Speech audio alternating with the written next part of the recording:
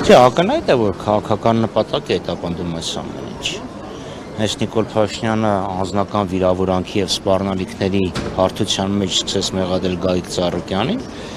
իրեն հլու հնազանդ իրավապահ համակարգը շտապեց քրեական գործեր հարուցել։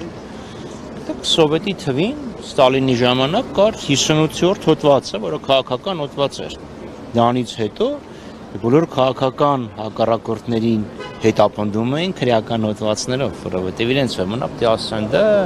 հարկային խնդիր կա, ապօրինի արհեստացում կա, հողի, չգիտեմ, համայնքային հողի վրա մասնավոր բիզնես կառուցել կա, բայց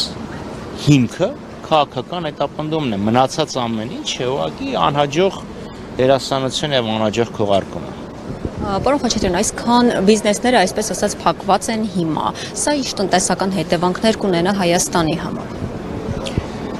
Նախ բազմաթիվ ընտանիքներ, հազարավոր ընտանիքներ զրկվում են աշխատանքից, զրկվում են եկամուտից, դա արդեն բերում է սոցիալական խնդիրներ ոչ միայն այդ ընտանիքների համար, այլ նաև ամբողջ տնտեսության համար, քան այդ մարդիկ քիչ հաց են գնում, քիչ միս են գնում, քիչ ջուր են գնում, եւ միայն իրանք չեն, այլ ընտանիքները։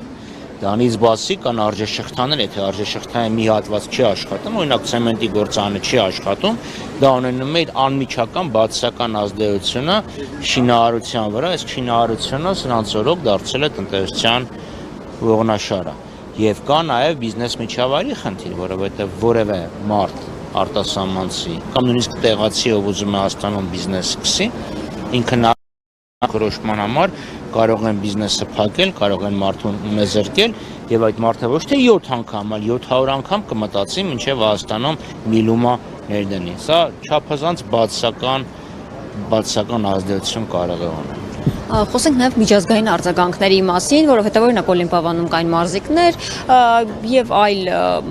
Իրանի հետ կապված դեպքերը, սա ինչ արձագանք ունենա միջազգային ասպարեզում։ Չէ, Օլիմպիադան ընդհանրապես խայտառակության գագաթնակետն է։ Եվ ստեղ կա երկու դրսևորում, չհաշված իհարկե աշխատողներին աշխատանքից զրկելը։ Առաջինը այն է, որ այո, միջազգային մարզիկներ կային, մարդիկ գալիս էին, պայմանագրային հիմքերով մարզվում էին, դա բերում էր Հայաստանի իմիջի բարձրացմանը, դա բերում էր Հայաստան գումարի ներհոսքին, եւ դրանից բացի ես Օլիմպիադանում գնում էի լողին։ Ես անձամբ ինքս ուղղակի տուժող եմ այս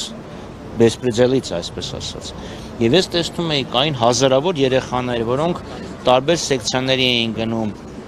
հարյուրավոր մեծահասակներ, ովքեր գալիս էին, լողում էին, ոչ միայն առողջ կենսակերպի հետևորդներ, այլ նաև մարդիկ, ովքեր առողջական խնդիրներ ունեն եւ իրենք օրինակ գալիս էին լողի մաքուր առողջական խնդիրների պատճառով։ Հիմա այդ մարդկանց ճակատագրի ինչ պետք է լինի։ Ամառային արձակուրդներ երեխաներին դու զրկել ես պարապմունքներին մասնակցելուց, ինչ այլ ընտրանք ես թողում։ Հեռախոս եւ փողոցի կյանք եւ դրա համար հիմա տեսնում ենք երեխաները տեսողական խնդիրներ, նյարդային խնդիրներ այդ հեռախոսների պատճառով, կրիմինալի մասին արդեն չեմ խոսում։ Այսքան փոխանակ խրախուսես, որ երեխաները գնան սպորտով զբաղվեն, դուք ճղճիմ քաղաքական նպատակներից ելնելով այդ երեխեքին գցում ես փողոց, կապում ես հեռախոսի, սա այս իշխանությունների էությունն է։ Քաղաքական վրեժխնդրություն առանց հետևանքների մասին ընդհանրապես հոգալը։ Իրանցիների հետ կապված խնդիրը, ինչ է կարծում սա ինչ հետևանքներ կունենա։ Նկատի ունեք այդ իրանցուն, որը բողոքել է, այստեղ էլ արդեն միջպետական հարաբերությունների խնդիրը առաջանում։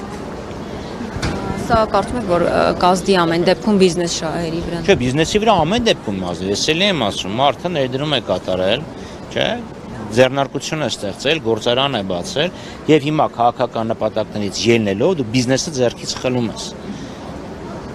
Այդ դեպքում այլ մեկը հայաստանցի, սփյուռքահայ, արտասահմանցի, ինքը մի լումա, մի ցենտ ներդնելուց առաջ մտածում է ինչ պետությունում է ինքը պատասխանում ներդրում կատարել։ Պետություն, որտեղ պետության ղեկավարի, կառավարության ղեկավարի քաղաքական քմաճույքի հագուրդ տալու համար իրավապահ մարմինները գնում են մարդկանց ունեզրկման։ Այս դեպքում դուք, որ գումար ունենայիք, ներդրում կանեիք նման երկրում։ Իհարկե ոչ։ իհարկե, սա խայտառակություն է, կրկնում եմ, քաղաքական մերկանտիլ շահերից ելնելով հարված է ասվում պետության իմիջին, պետության հեղինակությանը եւ նաեւ հասարակության եւ տնտեսության, աններելի, անընդունելի է նման